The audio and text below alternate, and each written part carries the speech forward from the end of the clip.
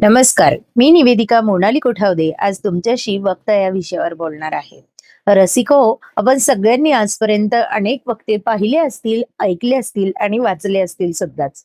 त्यांच्यातीलच सचिनजी कानिटकर हे एक सुंदर असं व्यक्तिमत्व. ते आपल्या या पुस्तकामध्ये डेमोस्थेनिसची एक गोष्ट सांगतात. नशिबाकडे बोट दाखवून कर्तव्याकडे पाठ फिरवणारे अनेक लोक आपण बघितलेले आहे.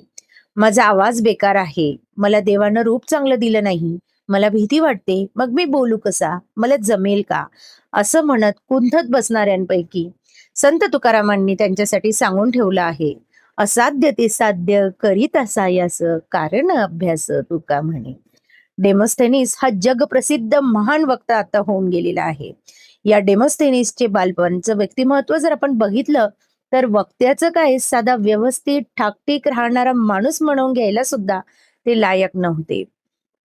चांगला वक्ता बनण्यासाठी मारक ठरणाऱ्या दुर्गुणांचा त्यांच्याजवळ खजिनाच होता असं म्हटलं तर वावगं ठरणार नाही.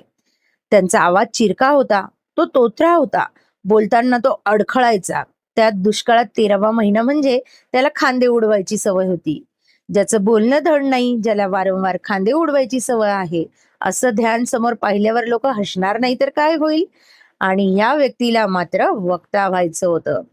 आपल्यासारखा एखादी असता तर नशिबाकडे बोट दाखवून निवांत जगला असता आणि मरूनही गेला असता.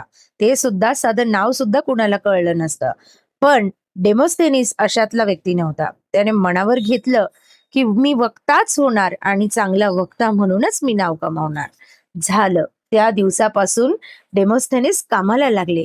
त्यांनी आपल्यातले सर्व अवगुण घालवण्याच्या दृष्टीने अतोनात प्रयत्न सुरू केले. 2 दिवस जोमाने सुरुवात करून तिसऱ्या दिवशी थांबणाऱ्यापैकी हे नव्हते.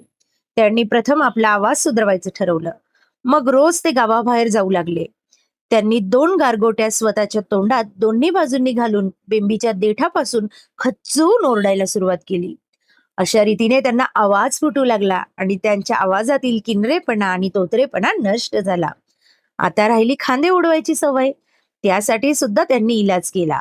पण तो इलाज मात्र थरकाप उडवणार होता. त्यांनी आपल्या दोन्ही खांद्यांच्या बरोबर 2 नंग्या तलवारी आणि बरोबर त्यांच्या टोकाखाली खांदे आणून बोलायला सुरुवात केली. आता खांदे उडवली की तलवारीची टोके खसकन त्यांच्या खांद्यात घुसू लागली.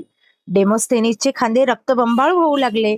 त्यातील वेदना पूर्ण अंगभर सळसळू लागल्या. तरीही डेमोस्थेनिस हरला नाही. त्याने शूरपणाने आपलं काम तसंच चालू ठेवलं. अशा पद्धतीने डेमोस्थेनिसने शूरपणाचं फळ त्याच्या पदरात यश बनून पडलं. हळूहळू तलवारीची दहशत त्याच्या सवयीवर बसली. खांदे उडवणं बंद झालं. तेथून पुढे डेमोस्थेनिसने मागे वळून कधी पाहिलंच नाही आणि आज ते महान वक्ता झाले.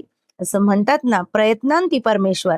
तोत्रा खांदे उडवणारा डेमोस्थेनिस जर वक्ता होऊ शकतो तर आपल्याला अशक्य ते काय, फक्त कठोर परिश्रमांची तयारी ठेवली पाहिजे.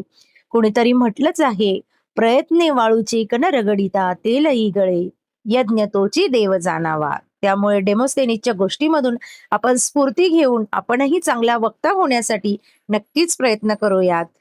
रसिक हो, तुम्हाला माझी गोष्ट आवडल्यास तिला लाईक, शेअर, सबस्क्राईब नक्की करा. थँक्यू.